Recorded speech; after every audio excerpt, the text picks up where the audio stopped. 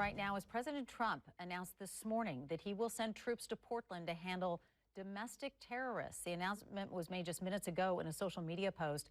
The president says the decision is necessary to protect ICE facilities, which he describes as under siege from attack by Antifa and other domestic terrorists. The post also says the president is directing the Department of Defense to authorize, quote, full force if necessary.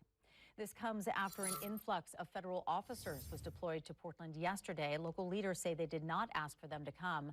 Fox 12 was the first to report the arrival of federal agents yesterday afternoon. State and city leaders, including Mayor Keith Wilson and Senator Jeff Merkley, held a press conference last night to address the situation. Both the mayor and senator characterized the deployment as President Trump following through with his recent comments on cracking down on protests against ICE in Portland. Both the mayor and senator accused the president of trying to create chaos in the city to depict Portland in a negative light.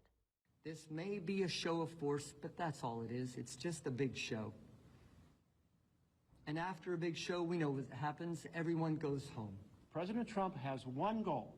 He wants to induce a violent exchange. Let us not grant him that wish. Senator Merkley, along with several members of the Portland City Council, also called on local protesters to keep their distance from federal law enforcement and warned them not to, quote, take the bait. But a few protesters still showed up outside the ICE facility last night. Most remained peaceful. Our crews saw dozens of SUVs and other government vehicles coming and going from the facility throughout the day yesterday. This was at the direction of Attorney General Pam Bondi and the Department of Justice. Bondi said in a statement on X, quote, at my direction, I am deploying Department of Justice agents to ICE facilities and wherever ICE comes under siege to safeguard federal agents, protect federal property, and immediately arrest all individuals engaged in any federal crime. She went on to say that she is deploying joint terrorism task forces to help as well. Protesters confronted local leaders at last night's press conference, saying they aren't doing enough. I am sick and tired of watching the people in my community getting brutalized because they are immigrants or because they dare to speak up. I am sick and tired of it, and I'm tired of your lip service. Show up and do something! Boy, I share their frustration. We're trying to use every power we have as the federal team. Obviously, we're in the minority.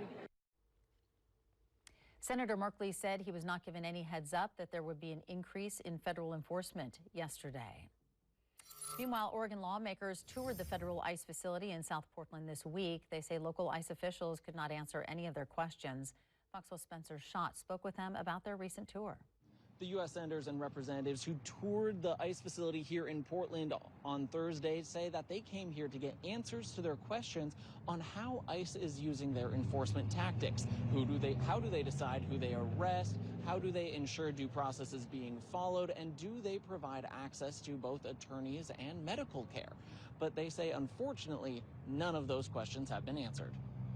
I will tell you that I am not at all satisfied with the answers and the evasion that we got. Over and over again, when we were trying to get concrete answers about attorney access, masking policies, details about specific cases, we were told by the ICE officials here, not far from here, that this was federal policy. This wasn't their beat. They kept blaming it. Oh, that's above my pay grade. That goes back to the White House. Who in the White House? They could not tell us. Even after a disappointing visit to the ICE facility in South Portland, a group of Oregon's Democratic lawmakers took their questions to our nation's capital, and still no answers. We have been lobbying for a phone call with the head of ICE. We've been making request after request, and we keep hearing, we're looking into it. 2 U.S. senators cannot get a conversation with the head of ICE about actions that are taking place. Even without answers, they say they are taking action. Senator Wyden has introduced a bill to the Senate that would limit the use of face masks by federal officers. And Senator Merkley is sponsoring a bill that would require law enforcement officers and vehicles to be marked. But recent comments made by President Donald Trump are raising new concerns. But take a look at Portland sometime. These are crazy people.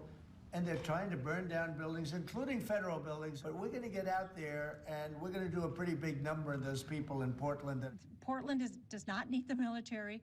We do not want them. We do not need them. We do not welcome them to come here under his orders. Spencer Shaw, Good Day, Oregon.